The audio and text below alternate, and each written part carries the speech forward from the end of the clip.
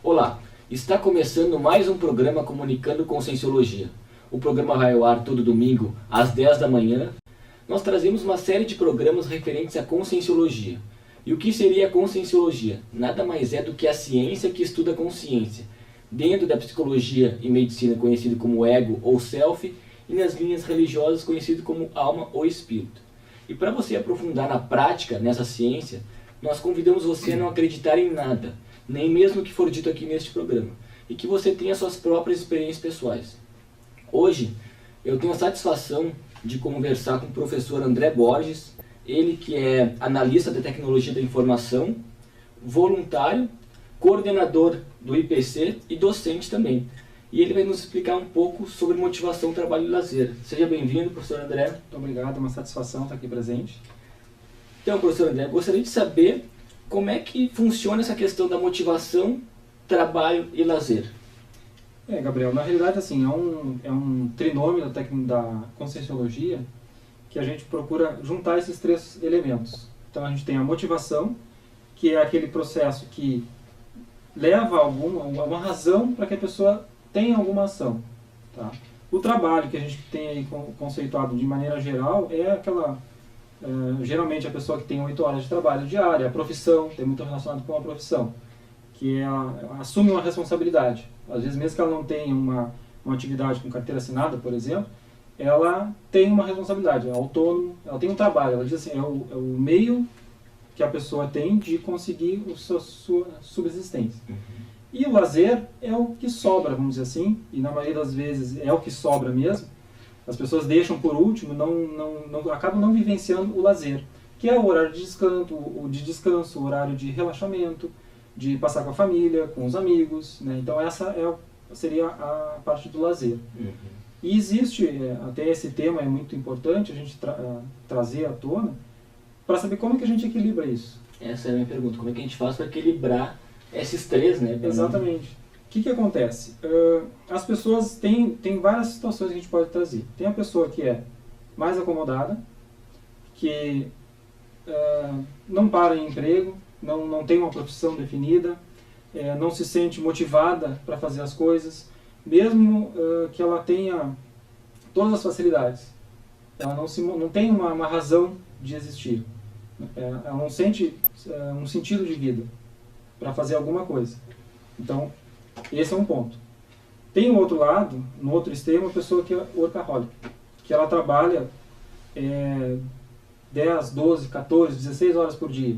Não sei se é possível trabalhar mais do que isso, né, em função da questão da hora de sono. Mas, aí há um desequilíbrio do ponto de vista de não dar atenção à família, não dar atenção às suas necessidades pessoais, seja de vida, seja de autoconhecimento, e muito tem a ver com a visão monodimensional que a pessoa tem. Poderia ser considerado uma fuga isso daí? A pessoa se volta só por trabalho, por exemplo? Aí a gente tem que ver as várias causas, mas uma das mais comuns é justamente a questão da fuga.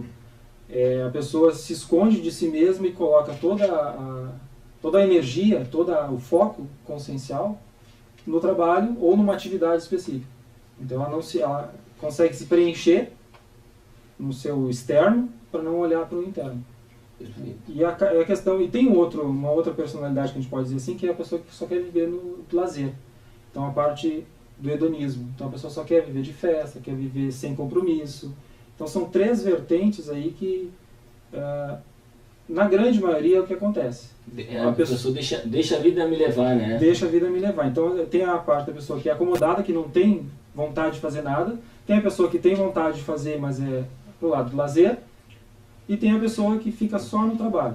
Então são três possibilidades. Pegando esse primeiro gancho, pessoa que não tem motivação para isso, qual seria a importância das pessoas identificarem qual é a profissão mais adequada para elas conseguirem executar de maneira mais profilática, assistencial, que vai ter um benefício para ela e para as outras pessoas? Né? Qual seria a importância disso aí e que técnicas você poderia passar para os telespectadores? A gente pode avaliar o seguinte, a importância é o seguinte, nós temos que avaliar a partir do paradigma consciencial, que é a temática aqui, que é o seguinte, o que nós viemos fazer aqui? Qual é a nossa função de estar aqui nessa dimensão física, ter um corpo humano e estar realizando alguma atividade? Então, primeiro a pessoa precisa entender assim, qual é o que motivo, o que eu gostaria de fazer, quais os sonhos, questionar isso. A importância é ver o seguinte: se a gente avalia que a consciência ela está num momento de transição aqui na dimensão física, ela, num certo momento, vai descartar esse corpo físico. Tá? Ela vai continuar existindo. Pelo paradigma que a gente estuda, ela continua existindo. Ela passa um tempo fora do corpo, que a gente chama os espíritos, né, as almas, depois renasce, passa na dimensão que nós estamos aqui. Se não houver um motivo maior, alguma necessidade para se fazer algum tipo de evolução, de crescimento, de amadurecimento pessoal, não teria sentido esse ciclo. Então a gente tem que partir dessa premissa. Então, assim, se a pessoa questionar isso, olha, tem sentido eu vim para cá e não fazer nada, vim aqui a turismo? Tem sentido eu passar em branco na vida? Aí a pessoa começa a se questionar. Então, a importância seria justamente essa. Se ela não fizer agora, nesse momento, em algum momento no futuro, seja na próxima vida, ou daqui a 10 vidas, 15 vidas, ela vai precisar se mexer. E aí que entra a questão. Isso acontece muito na prática. As pessoas se mexem por vontade própria ou por necessidade. Chega um momento que vem a saturação. Às vezes acontecem situações na vida que a pessoa é obrigada a se mexer, obrigada a assumir responsabilidades. Ou às vezes acontece de tudo está dando errado. Mas assim, a partir das próprias escolhas pessoais é que ela está nessa condição. A pessoa que não escolhe, não está acomodada, que não tem motivação para nada, ela acaba vivendo o que os outros definem para ela. Então é aquela pessoa que vive com os pais até os 40 anos, 50 anos, vive com a... Né?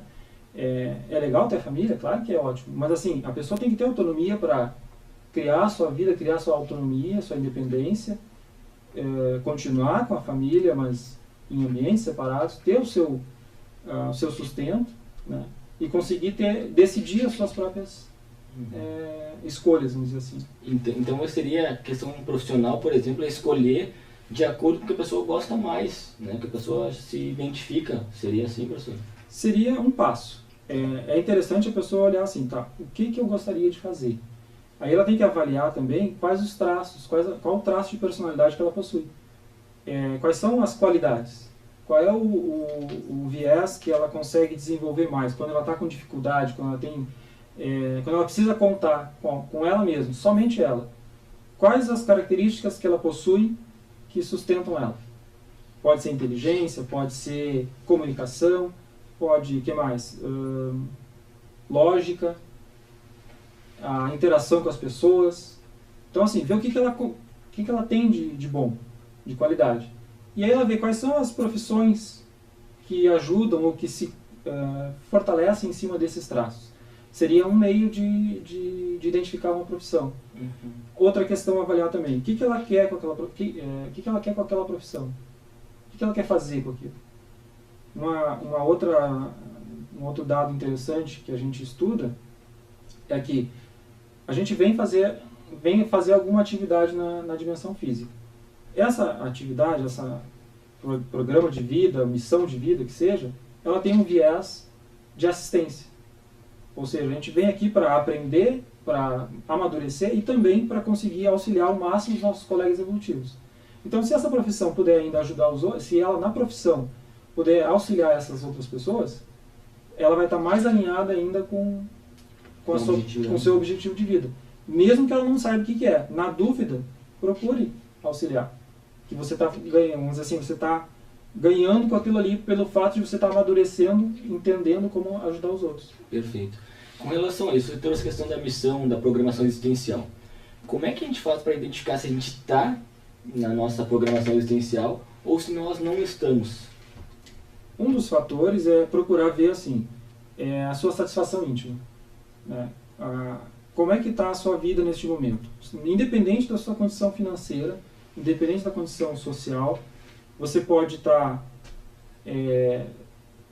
com tudo organizado, tem casa, carro, família, tudo organizado, mas intimamente você não está satisfeito. Então, assim, esse é um indicador muito sério, que a gente chama até de melancolia intrafísica. E ela pode piorar depois que a pessoa morre, descarta o corpo físico. Uhum. Por quê? porque ela não tem mais a oportunidade de realizar o que ela veio realizar. Só numa próxima ressoma, né? Sim. Renascimento. Então aqui seria uma condição... E aí, nesse caso, a questão que a gente traz, que é uma técnica, né? Automotivação, trabalho e lazer. Que é justamente a pessoa conseguir equilibrar esses 3 pilares.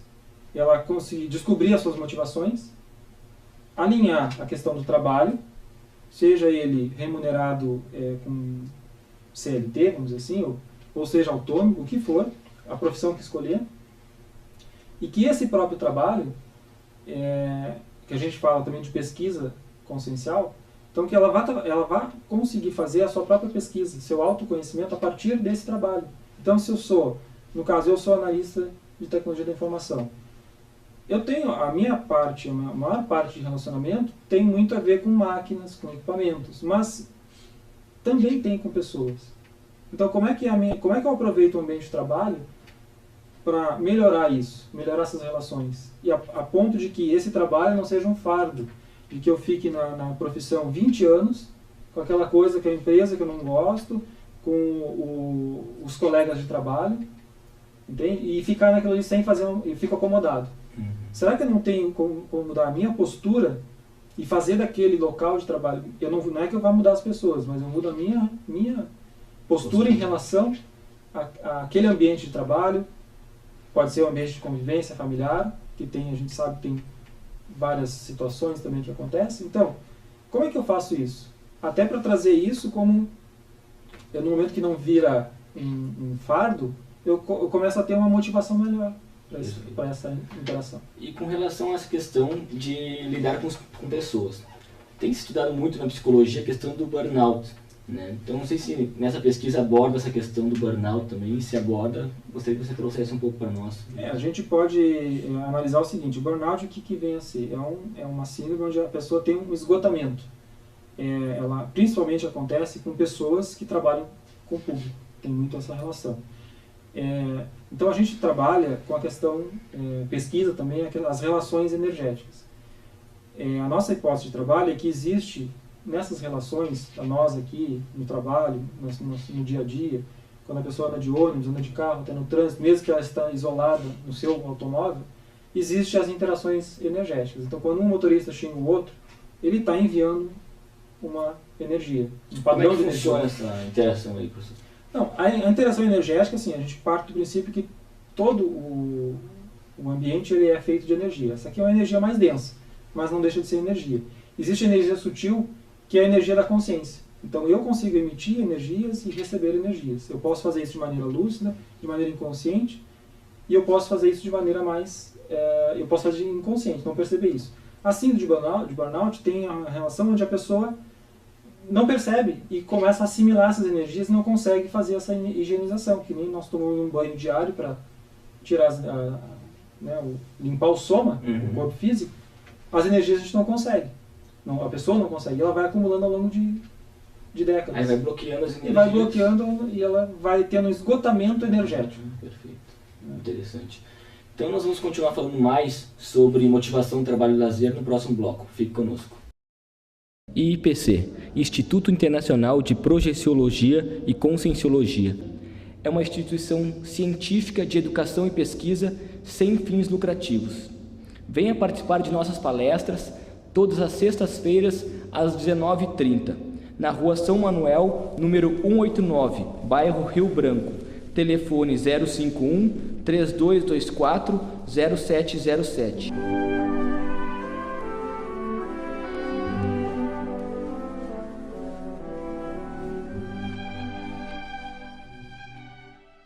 Estamos de volta com o programa Comunicando Conscienciologia. Hoje nós estamos falando com o professor André Borges sobre motivação, trabalho e lazer. Então, professor André, eu gostaria de entender um pouco mais essa questão das pessoas, dos funcionários que trocam muito de empresas, mas sempre estão vendo problema. Então, está sempre falando mal do chefe, falando mal da empresa, nunca estão satisfeitos, né? Como é que funcionaria essa condição aí da questão da motivação, digamos assim, né? O que a gente pode avaliar também, assim, as pessoas têm um viés de olhar sempre para o lado pessimista. Elas têm uma visão de mundo em geral, não dá para generalizar assim, especificar que todo mundo é assim, mas na maioria das vezes, quando a pessoa tem esse tipo de postura, é justamente porque ela sempre está encontrando problemas. Ela tem um nível de frustração ou de conseguir lidar com esse nível de frustração baixo. Ela não consegue lidar muito bem com isso. Então, às vezes, por questões... A gente sabe que os salários são uma das questões que mais pesam na permanência das pessoas. Mas hoje em dia já não está sendo tanto isso, não. Tanto que a área de gestão de pessoas nas empresas, eles começam a trabalhar com questões de motivacionais. Criando dinâmicas, criando palestras, criando maneiras de motivar os seus funcionários. Por quê? As empresas já estão identificando que as pessoas felizes no trabalho, elas conseguem render mais, elas produzem mais, elas interagem melhor, têm mais criatividade. Então, assim, uma série de benefícios. Ainda assim, esse tipo de pessoa vai reclamar, vai enxergar pontos negativos, vai enxergar problema. Então, assim, tem coisas que são da própria empresa, né? Os processos, as relações, como as empresas enxergam seus funcionários. Às vezes, é mais como recurso humano mesmo, como capital humano, né? Perfeito. Na sua essência. Mas tem outras empresas que já estão vendo isso como assim, tentando humanizar a empresa. Então, olhar para o indivíduo na necessidade que ele possui. Porque a empresa tem um objetivo. A pessoa, cada um de nós, também tem esse objetivo. O que acontece? Se a gente conseguir alinhar o que cada um quer com os objetivos da empresa, nós temos um alinhamento. Então, naturalmente, as pessoas vão ficar mais felizes, mais satisfeitas. E, às vezes, o fator salário não vai ser o principal, o diferencial. Elas querem reconhecimento, elas querem poder opinar, entende? Mas esse trabalho que as empresas fazem, ainda assim, ele é um trabalho de fora para dentro. Então, para essa pessoa, por exemplo, que não tem a automotivação, não vai resolver muito, não. Vai chegar um ponto que ela vai ficar deslocada na empresa. Aí é uma decisão dela, muitas vezes, de tomar essa decisão de, olha, não dá mais para ficar aqui. Perfeito. Mas em termos gerais, assim, pela sua pesquisa, as empresas que têm essa questão de motivar mais os funcionários, de dar condições melhores, digamos assim, que chega mais próximo do ganha-ganha, né, e não Sim. fica só bom para um lado ou bom para o outro, os funcionários permanecem mais tempo nessas empresas? Existe a tendência dessa correlação, porque a pessoa, estando feliz no ambiente de trabalho, ela vendo que ela está produzindo e que está fazendo diferença no próprio resultado da empresa, às vezes ela não tem por que estar mudando de emprego. Às vezes a pessoa muda por uma insatisfação íntima. Às vezes o que nós encontramos muito é assim, pessoas automotivadas, que querem fazer, assumem responsabilidade, querem mudar as coisas para melhor, e em contrapartida a empresa não acompanha. O que acontece? Por mais que a empresa ofereça benefícios financeiros, ela acaba procurando outra empresa. Às vezes, uma tendência que está acontecendo agora também, saindo de empresas grandes, dessas multinacionais, para empresas menores. Por que isso? Numa empresa grande, multinacional, onde já existe uma estrutura gigantesca, ela é mais uma. Ela não consegue trabalhar diretamente nas decisões da empresa, opinar, dar sugestões, criar projetos que façam diferença, né? Perfeito. E em empresas menores a pessoa consegue. Então o que acontece? Existe uma realização pessoal nisso aí. Acaba o quê? Ela tem a motivação, ela tem o trabalho e ela sente um prazer, uma satisfação. Então é um lazer no sentido de que não da parte do hedonismo, e sim um prazer de satisfação íntima. Então essa é a junção que a gente está propondo, de ter a motivação com o trabalho e lazer. Legal. Agora, assim, o telespectador pode estar olhando e perguntando assim, até eu tenho a motivação lá, trabalhando numa empresa, eu trabalho bastante lá, trabalho 8 horas por dia, enfim, ou mais, ou menos, enfim. Só que a questão do lazer, como é que eu vou colocar aquela condição do lazer? Eu chego em casa cansado, já não tenho tempo para nada, muitas pessoas dizem, não tenho tempo. Como é que eu vou colocar essa condição do lazer? E, pegando essa abordagem do paradigma consciencial, como é que, na sua experiência, você traz essa abordagem na sua experiência pessoal? Né? A gente tem que avaliar assim, o que significa o lazer. Fazer essa avaliação inicial, porque quando a gente fala lazer, a primeira questão que a gente leva em conta é diversão, não que não seja saudável, mas assim, a gente começa a fazer escolhas. Se a gente tem 8 horas de trabalho por dia e o trabalho é satisfatório, já é um tipo de lazer. Tudo é escolha. As nossas 24 horas por dia, nós temos um tempo limitado, todo mundo tem igual. Por que algumas pessoas conseguem fazer mais e outras não? É questão de organização. Então, nós vamos num outro parâmetro, que é a questão de disciplina, organização pessoal. Mas essa organização, ela não é aquele tipo de organização de administrar o tempo e você tenta encaixar tudo dentro da sua agenda. Você vai ter que priorizar o que realmente é importante para você. Assim, o nosso telespectador, ele vai ter que... Por isso que a gente iniciou o programa com a questão de missão de vida, com um projeto de vida, com o que faz você se motivar. A partir do momento que você escolhe o que é importante, você começa a priorizar a partir daquilo que é importante. De repente, para você, olha, eu quero ter mais tempo. No meu caso, eu sendo voluntário, eu sou voluntário há 11 anos, para mim é uma prioridade. Então, até às vezes numa escolha de emprego ou de trabalho, que for, eu já vejo se isso vai impactar no meu voluntariado. É um valor íntimo, então eu procuro ser responsável, eu atuo com responsabilidade no meu trabalho. Quando é necessário, faço trabalhos extras que precisa, mas o que acontece? Isso não pode ser uma regra, tem que ser uma exceção. Eu tenho que conseguir dar conta do trabalho nesse período. O que acontece quando as pessoas acham, não tenho tempo, na verdade, falta uma certa organização. Ela quer tudo, quer fazer de tudo, e não quer abrir mão de nada.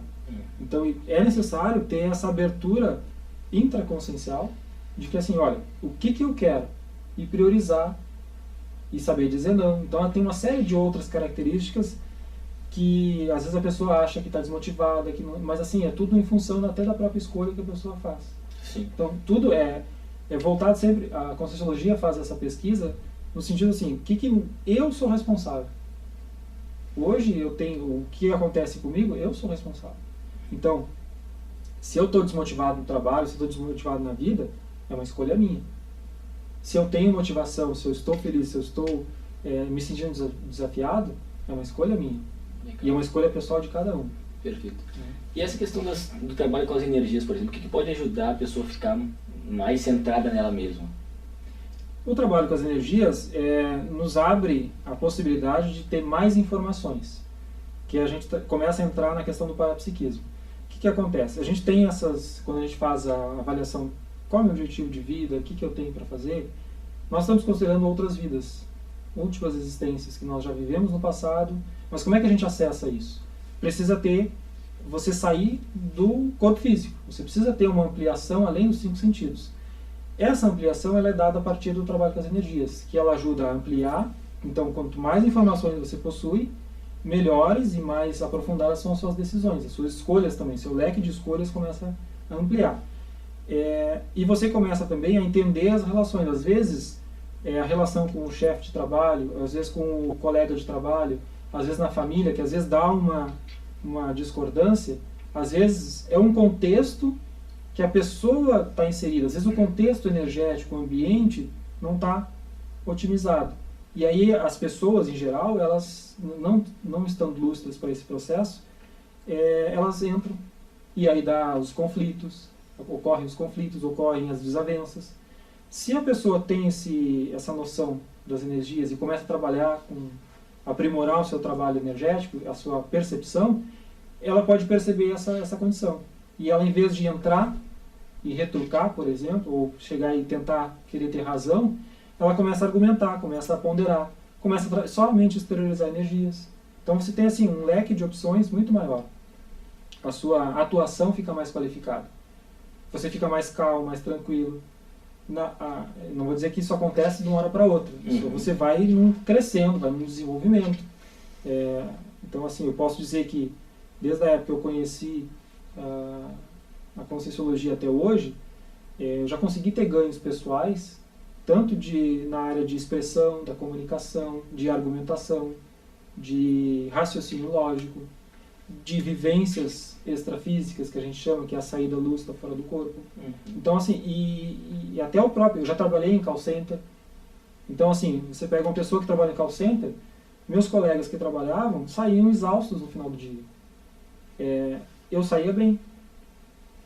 Eu conseguia trabalhar as energias ao longo de cada atendimento, e quando tinha um tempo mais ocioso, eu trabalhava mais intensamente. Eu saía no final do dia tranquilo. Muito interessante. Professor André, você como coordenador do IPC, gostaria que você desse alguma sugestão para as pessoas que querem desenvolver mais essa questão tanto das bioenergias, como ter essa satisfação íntima também. Que curso, que eventos teria no IPC que você poderia indicar para os telespectadores estarem aprofundando mais nesse processo? Nós temos, então, assim, toda sexta-feira, para quem quer entender um pouquinho mais de Conscienciologia, para saber se de fato é isso, porque a gente trabalha com o princípio da descrença, que mesmo a gente está falando essas ideias aqui, não é para acreditar no que a gente está, simplesmente acreditar piamente no que estamos falando. Tenta ver se tem lógica, se faz sentido. Então a gente oferece essas palestras gratuitas e seminários de pesquisa, que aí são esse tipo de pesquisa que a gente apresenta lá na unidade do IPC, para a pessoa ter uma ideia. E a gente mostra também, inclusive, técnicas de bioenergias, para a pessoa ter uma noção. Se ela tiver interesse em aprofundar esse trabalho, ela pode participar de vários cursos. Nós temos cursos que não tem pré-requisito, então é uma grade de entrada que a pessoa começa a interagir um pouco mais, começa com 20 aulas, por exemplo, e depois, se ela se interessar mais ainda, ela pode aprofundar em cursos de imersão em hotel, ou mesmo pode ser convidada a ser voluntária, se ela se interessar pelas ideias, ver que isso faz sentido, lá na sua, uma ideia, quando ela, desde criança, ela sempre teve uma ideia, que a gente chama de ideia inata, se isso faz sentido, ela pode também aproveitar e se tornar voluntária da instituição. Muito legal. Então, professor André, eu gostei muito do nosso bate-papo, e agora eu quero deixar aí os microfones abertos para você dar o seu recado. Bom, gostei muito de participar aqui, é uma satisfação, e convido aí a todos a se pesquisarem e avaliarem as suas priorizações de vida, as suas motivações, avaliar a sua relação no trabalho, a sua relação, como é que você lida com esse trinômio, motivação, trabalho e lazer, e fazer um balanço rápido da sua vida e ser feliz, né? A gente veio para ser feliz aqui. Mais uma vez, muito obrigado. Se você quiser aprofundar na Conscienciologia, na Projeciologia, você pode entrar em contato no telefone 051 3224 0707, no Instituto Internacional de Projeciologia e Conscienciologia, que fica na Rua São Manuel, número 189. Como o professor André trouxe, todas as sextas-feiras tem palestras gratuitas. Muito obrigado e até o próximo domingo.